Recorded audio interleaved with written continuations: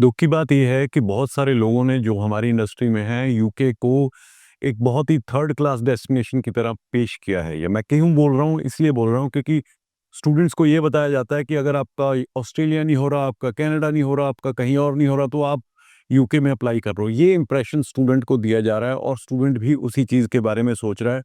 Even the families are thinking UK तो जी हमने जाना नहीं, यूके कोई अच्छा डेस्टिनेशन नहीं है। तो आपकी इस चीज़ को मैं आज क्लियर करूँगा विद द फैक्ट्स। पहली बात, अगर हम इंटरनेशनल डेस्टिनेशंस की बात करें तो यूके नंबर 2 पे आता है आफ्टर यूएसए। सबसे ज़्यादा दुनिया की पुरानी यूनिवर्सिटीज़ यूके में हैं, यूएसए में भी नहीं है।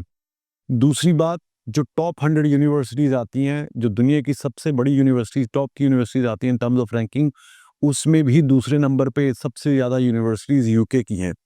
अब हम सबसे बड़ी जो चैलेंज वाली बात है, जो स्टूडेंट सोचता है या उसका पेरेंट जो ये सोचता है कि जी हम ऑस्ट्रेलिया जाके परमानेंट हो जाएगा बच्चा, हमारा कनाडा जाके परमानेंट हो जाएगा। मैं आपको एक चीज़ बताता हूँ कि ऑस्ट्रेलिया और कनाडा भी आज की डेट में परमानेंट होना उतना आसान नहीं है जितना आप सोच रहे हो।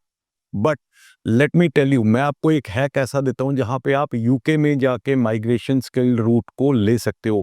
किस तरह से? आपको जो कोर्स चूज़ करने हैं वो आपको स्टेम कोर्सेज चूज़ करने हैं, चाहे आप अंडर ग्रेजुएट लेवल पे जा रहे हो, चाहे आप ग्रेजुएट लेवल पे जा रहे हो। आपके सामने मैंने ये स्लाइड रखी है, it's a blueprint from STEM studies to skilled migration 2026 edition.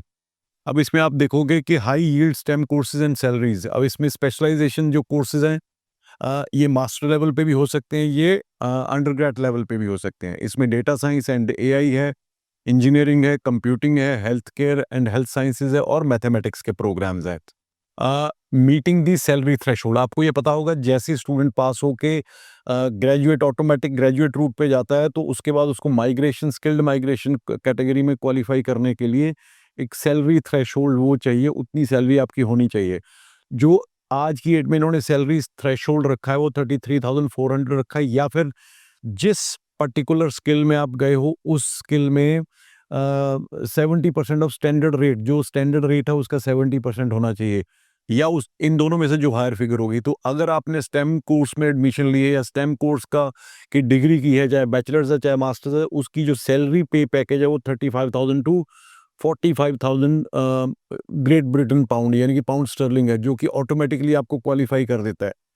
अब इसको विजुअलाइज कैसे करना है टाइमलाइन के हिसाब से, 1 to 3 इयर्स आप फोकस करोगे ऑन योर एजुकेशन। अगर अगर आप अंडरग्रेड डिग्री पे गए हो और अगर आप मास्टर डिग्री पे गए हो तो आपको 1 साल ही अपनी स्टडी में फोकस करना है। उसके बाद you have to switch to the graduate route, जो कि 18 महीने का आपको 1 जनवरी 2027 के बाद हो जाएगा।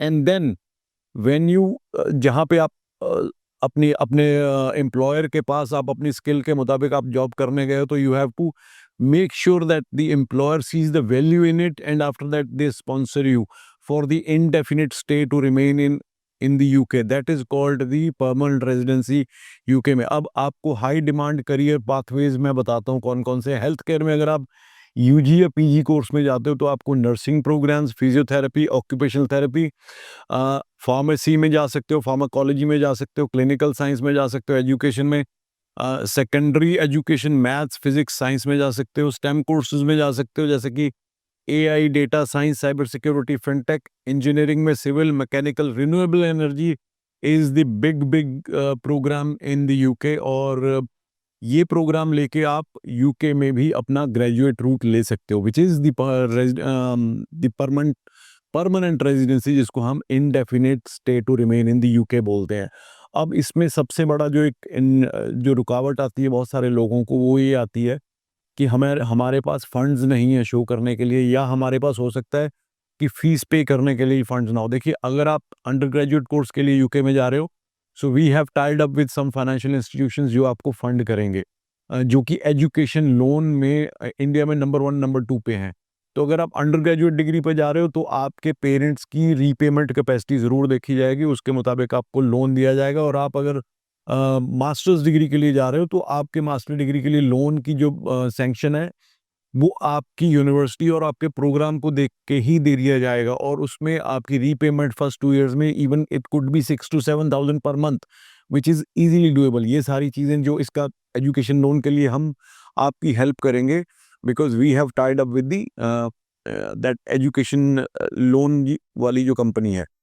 तो अगर आप भी, बिकॉज़ सबसे बड़ी एडवांटेज यहाँ पे क्या आपको देखनी चाहिए मेरे हिसाब से, एक तो focus on these programmes, number 2 इस टाइम पे हाईएस्ट वीज़ा सक्सेस रेट जो चल रहा है वो यूके का चल रहा है। अभी पिछले हफ्ते हमने फाइल लगाई थी normal standard programme, standard process के अंदर master of data science programme के लिए इंडिया में स्टूडेंट ने चंडीगढ़ से बीसीए की हुई थी and with in 7 working days she got, आज ही उसकी जो अप्रूवल आई है, ईमेल पे वीज़ा अप्रूवल आ गई है। Now she is going to submit her passport, so it's a very fast process, highest visa success rate, and then you end up earning the foreign currency in pound sterling, जो बहुत तेजी से बढ़ा है और उसकी वैल्यू आज की डेट में 130 रुपए पर पाउंड है। तो इसको आप जरूर सोचिए।